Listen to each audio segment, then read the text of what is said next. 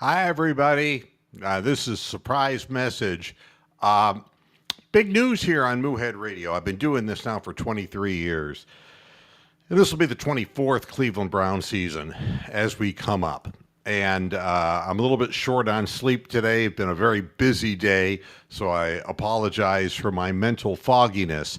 But I wanted to let everybody know that all Moohead Radio shows from this point forth will be broadcast live not only on YouTube but also on X. And that will include not just the Monday and Friday Moohead shows, but also the halftime and postgame shows all season long. Now, the reason I'm doing this is because I've been doing this for a long time, and I've had to do some deep thought about how I want to move forward with this because I'm a retired guy and I don't want to spend a whole lot of time doing stuff. But I'm tired of being basically overlooked and ignored compared to other sources that are far less credible and far less good at what they do. And I don't mean to be arrogant about it, but there are some people online who are just doing programs and Daryl Reuter, excuse me, people who just are saying ridiculous things.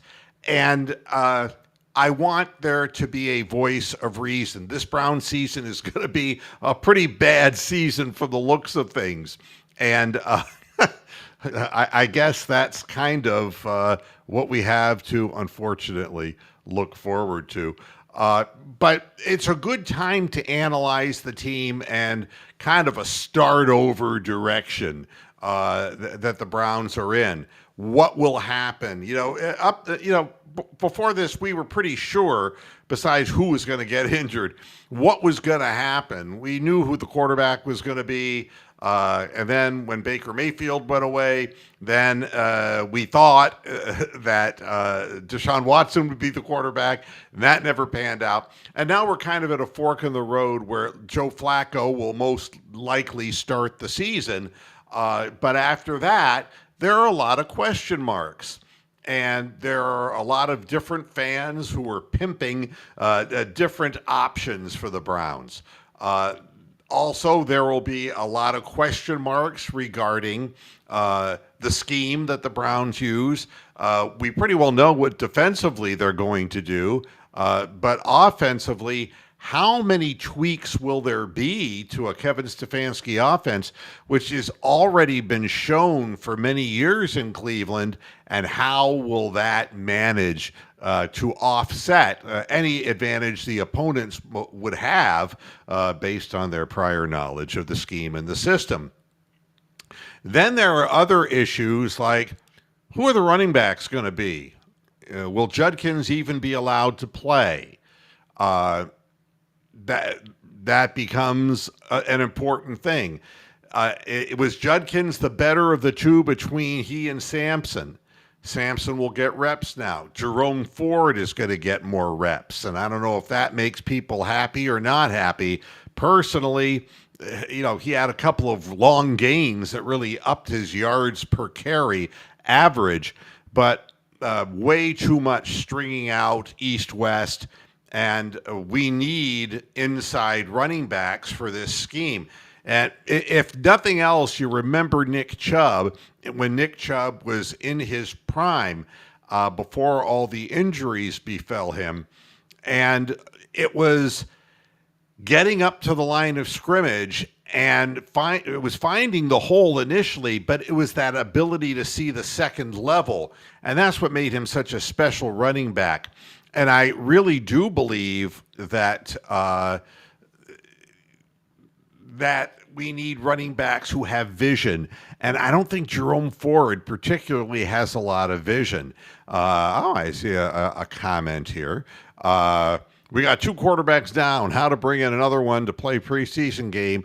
Can we catch a break? I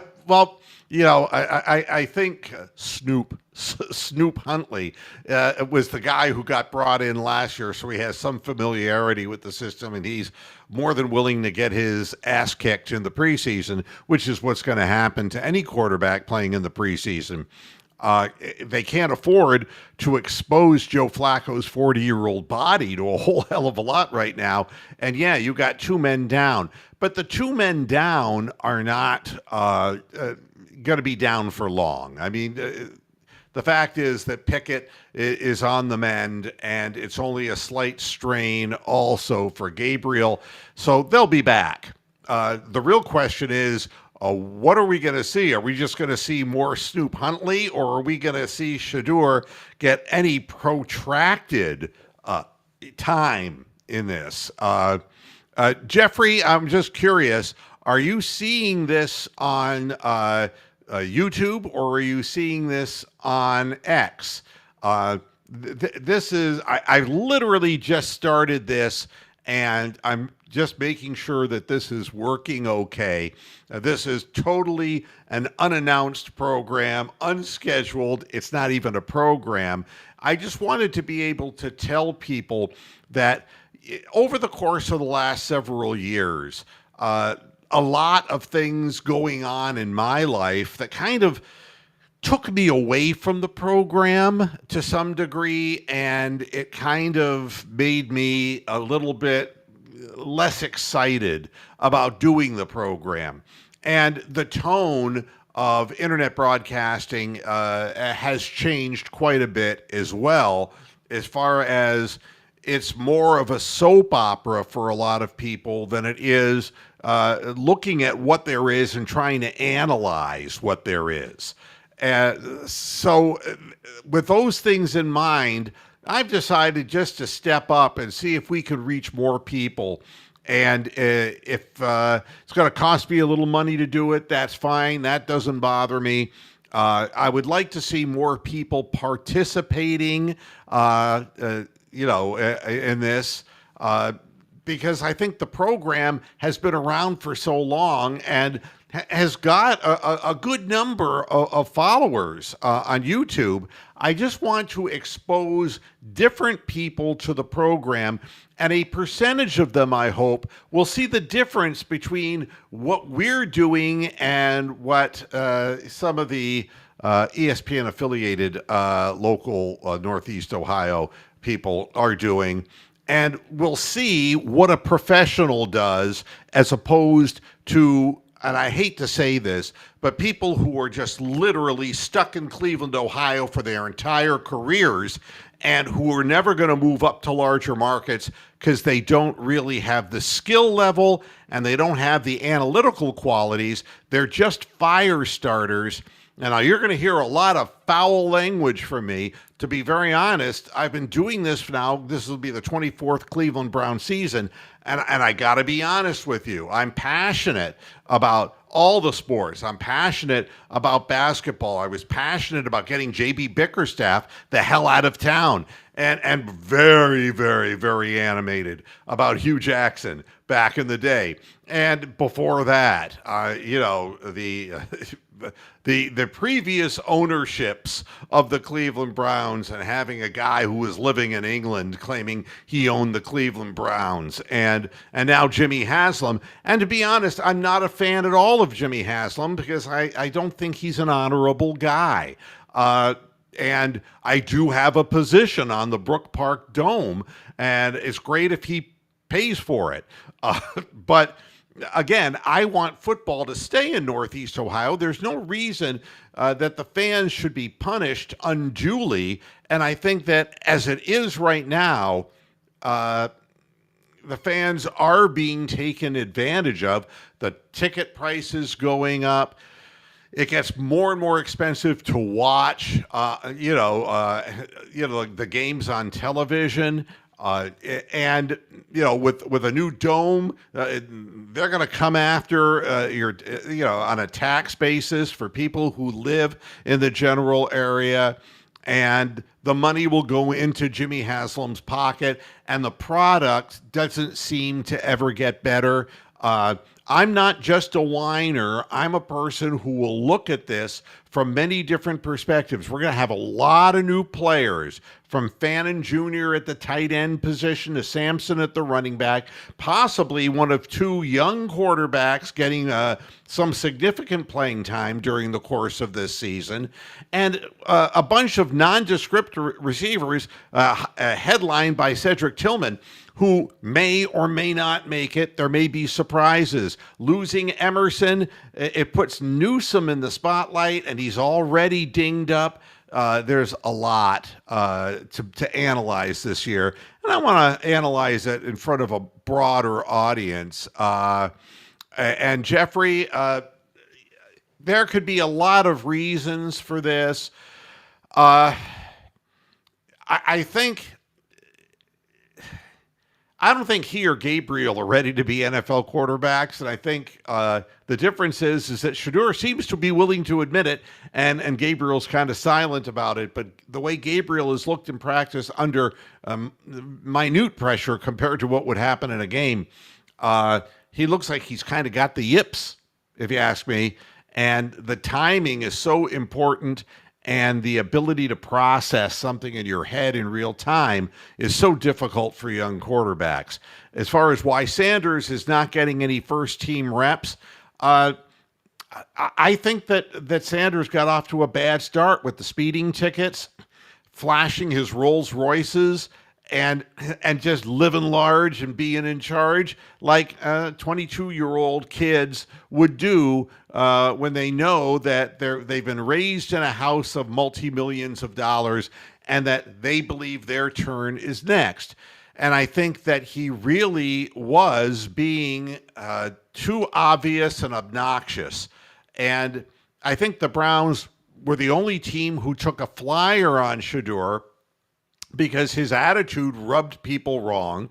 And once you rub those 32 men wrong in the NFL, the door doesn't open for you. You're going to be playing in Canada. You know, it's a very small fraternity, the players who actually stick in the league.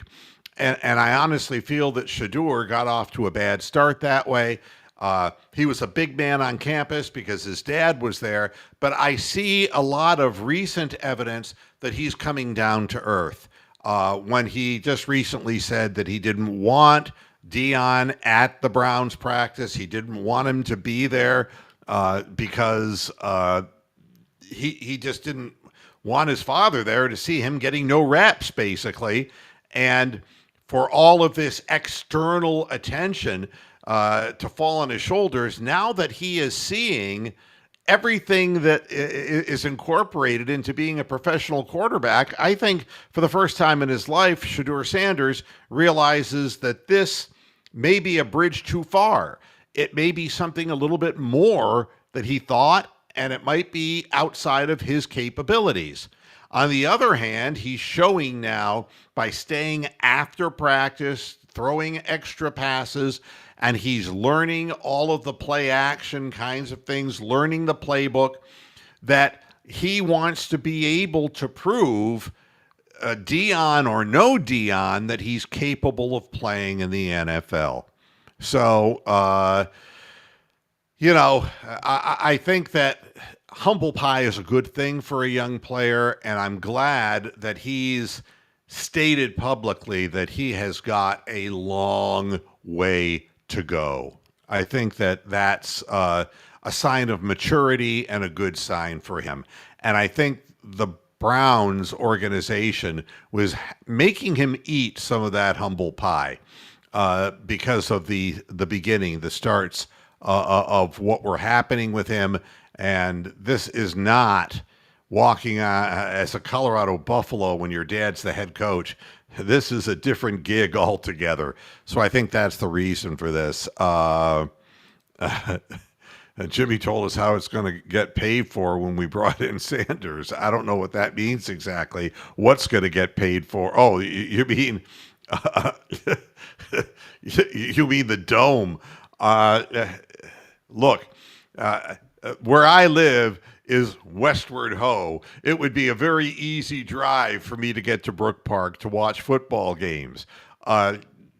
there's nothing there, to be very honest with you, and has not historically. There's not been really much of anything there. Uh, it, it's uh, it's going to be interesting to see how that develops, but it is 9 years away. So to be talking about that when we're right at the beginning, the earliest stage of an NFL season, seems a little bit too far ahead. I can't foresee, what delays they might have, and it's more important that they keep the fans interested in the product, and that's the thing that worries me the most, is that they may not be able to keep the interest of the fans if they keep putting crap out on the field. They need more depth. And the way you get depth is not by giving away all your draft picks and striking out with Deshaun Watson. Obviously, having all the draft picks, and that's what Haslam is accentuating now. We have 2 first rounders, but if you pick the wrong guys, it doesn't matter how many you have. The Browns have not been a great drafting team, and they have not drafted to their needs. And you cannot, even a guy like Joe Flacco at 40 years of age, you're telling Joe Flacco that he has to check down, in essence. He's going to have 3 tight ends in. And I have to believe that the reason that the 1-3 alignment is going to be used predominantly is because our offensive line is old and perpetually injured. And they're not going to be around for that much longer. And it's not necessarily that they're that old, but they're always hurt, and they're missing lots of games. The entire idea, I think, of this season is to re-emphasize the zone scheme running game, and to get the young running back or backs acclimated to that system and see which guys really react well in reading that kind of a block scheme. And utilization of tight ends as secondary and tertiary blockers, that becomes very important as well. And short passes, you got Jerry Jeudy, but then you got a bunch of guys who maybe, they can catch a football, but whether they can get any separation. We've seen no separation from David Bell in the time that he's been with the team. Cedric Tillman showed glimpses of it, but then a concussion knocked him out, and he never recovered for the rest of the season from that concussion. So we've got a bunch of guys in camp who are hungry, some of whom are going to make the final roster, probably more dependent upon how they handle special teams at first, because the Browns don't need multiple wide receivers in the scheme that Kevin Stefanski's putting together. We know that from past experience. And the only thing I'm excited for is that defense, especially the defensive line. Well, it would be nice if Miles got some help. That hasn't been the case. I think it's been a while now. We'll see. We'll see if Schwesinger will be able to help provide linebacking services that we haven't had for years. With the loss of Koromoa, it's going to be very difficult to make up for that loss. And on the defensive line, it will be nice to think that having some additional force to play Jim Schwartz's, and Jim Schwartz is not a crazy blitzer, okay? He's not like the crazy Ryan brother, but they were both crazy. But Goldilocks, I forget, was it Rob Ryan? Is that his name? That he would just blitz for no reason and give up massive plays. It isn't in the sacks that Jim Schwartz is noted for. It is in the pressures and how fast quarterbacks are forced to get rid of the ball. What we haven't seen in Cleveland, unfortunately, are turnovers recently. And we've got to get the turnovers because we need short fields. For the type of offense we're going to be running, you need short fields. That's right, Radu. Yeah, obviously they didn't expect it, and I, I don't know what it all means. Things like that don't just come out of nowhere, all right? And I refuse to believe that Judkins didn't have some kind of prior history. They don't like, oh, I'm in the NFL now, I'm going to start slapping women around. I don't think that's the case. But surprise, surprise. The Browns always seem to be surprised about something when they bring somebody into the fold. Um, you know, Deontay Johnson is a guy that you just hold your breath. A lot of our guys, they're physically going to snap. With Deontay, you wonder if he's going to mentally snap. Does he still have the skill level that he did before? Uh, are his motivation problems the early stages of CTE? And I'm not joking about it. I'm just stating facts. Players get older earlier in the NFL now. And when you see a guy who was prolific just literally fall off the face of the earth, we've seen it before with other players, and there could be emotional reasons attached to this. I don't concern myself with Deontay Johnson. That is a reach. It's an if come maybe. If it ends up the way that most people think it's going to end up, he's not going to be a force at all. Anything positive that you get out of Deontay Johnson might be a good thing. But I want to remind anybody who will be watching this program that Deontay Johnson is playing to get his name back so he can get the hell out of Cleveland. Make no mistake about it. Deontay Johnson is all about Deontay Johnson, and he always has been. The teams around the league got sick of the attitude and sick of the act. If he brings back one good year, that's great for Cleveland this year, and it will springboard him, in his mind anyway, to a team that he really wants to play for. It was not so different than it was in getting Andre Rison all those years ago. Trouble is trouble.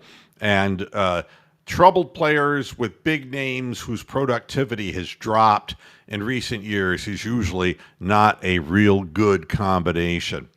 But to finish up here, I just want to point out regarding this program, not this particular broadcast, but Moohead Radio in general, I really want to reach out and try to get a couple hundred more subscribers to the YouTube channel. And we don't charge anything. We never will. There will never be any paywalls here. That is not what I do. I've already made my living. I'm a retired guy, and I'm happy with the way my career in broadcasting went. And I don't have any desire to make money off Moohead Radio. I'm not involving myself deeper with Twitter because I'm in love with the politics there. That's for damn sure. But I want to at least give people the option of knowing more about what this broadcast is all about. And there will be other things that I do as well over the course of the next year or two to try to broaden the spectrum of people who could watch this program. There will be more places that the feed will go out to live. And I think that becomes important because this is a much more crowded road than it used to be. Back when I started, I was one of a handful of people who were doing podcasts in general, let alone sports, and especially Northeast Ohio sports. This was the first program that did it, and there were a few networks then that combined some of those separate broadcasts into little networks. You might remember DSN. There were a number of them, and I partook in those. And been around this thing for a long time, and I'd be the first to admit that I'm not up to date on all the technology that's available, but I'm willing to learn, and so I'm doing my reading. And the good thing about Moohead Radio is that there will always be halftime and post-game shows, as well as the 2 weekly shows. I don't want this to consume my life, but at the same time, I want to be able to provide the emotion that comes at halftime and after the game. rather than, it's set up this way for a reason. We do a Monday show, a Friday show, and then on Sundays, assuming it's not a nationally televised game on one of the Thursday night broadcasts, uh,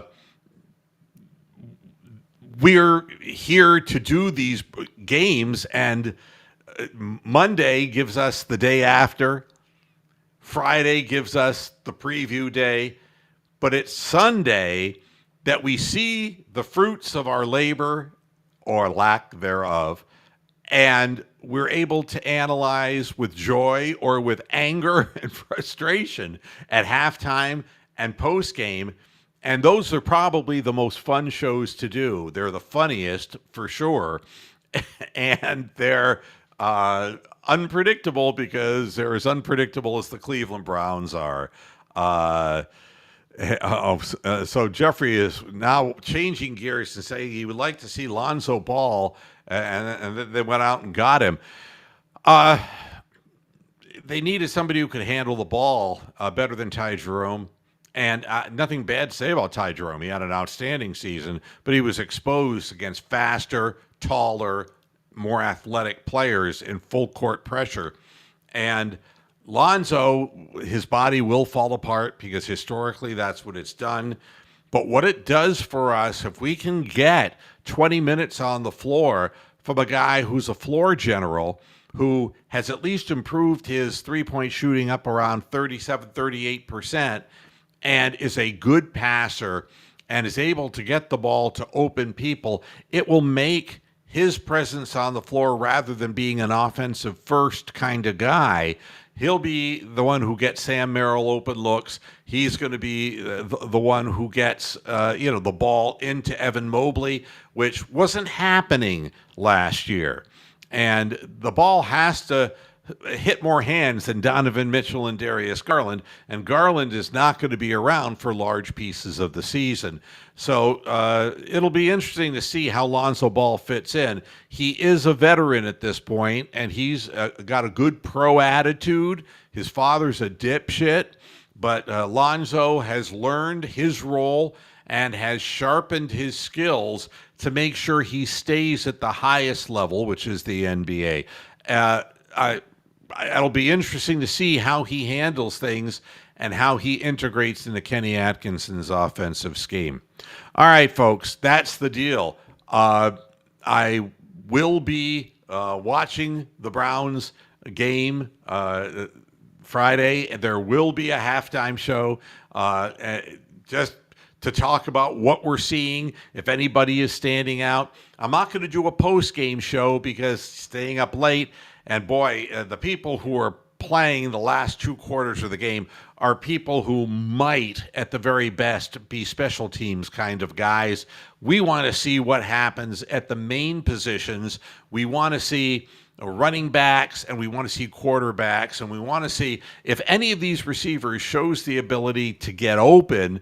And I'm not talking about downfield for real big vertical plays, but I mean just twist their defenders into a pretzel shape and get open, so that there will be some quick reads for Flacco and anybody else who's back there to be able to release the ball pretty quickly. I'm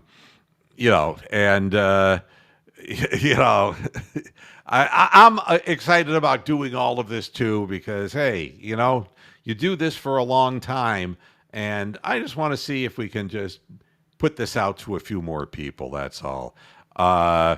And Mark is saying the Panthers are going to play their regulars, so be warned. I'm not sure if they're regulars or irregulars, or if they're factory seconds. I'm not really worried about the Panthers. If they play their regulars, if that makes their dicks appear bigger in their minds or harder, that's fine. We have a plan. We'll see what our plan is. We'll get the players on the field that the coaching staff wants on the players' field, on the playing field. And what the Panthers do is the Panthers, And if they can find a quarterback, if they can find a football team to be very honest, both of these franchises are really looking for a professional football team to represent their city, and neither has been very successful in recent years. Um, anybody who would play a lot of their starters in the first preseason game is just really looking for trouble. That would be the way I would put it. All right. Well, thanks everybody for at least jumping in and taking a look. And I appreciate all the support that I've gotten through the years. And we'll be looking forward to seeing you. And it's going to be on Fridays and Saturdays. This will be the only Friday preseason game. The other ones will be Saturday afternoon games, and that I can do. And we'll be there at halftime and postgame in the following two preseason games. So we'll have a lot to talk about, and then regular season, God only knows. Thanks, everybody, for listening, and I will see you again on Friday. First with the regular show at 5 o'clock, which is our regular starting time, 5 o'clock Eastern Standard Time. And then afterwards, you'll be seeing me at halftime. And hope that I'm not shaking my big cow head saying, what in the hell's going on out there? But I'm really expecting it to look like some kind of a crazy fire drill. We'll see. Thanks a lot, and I'll see you on Friday. Bye-bye.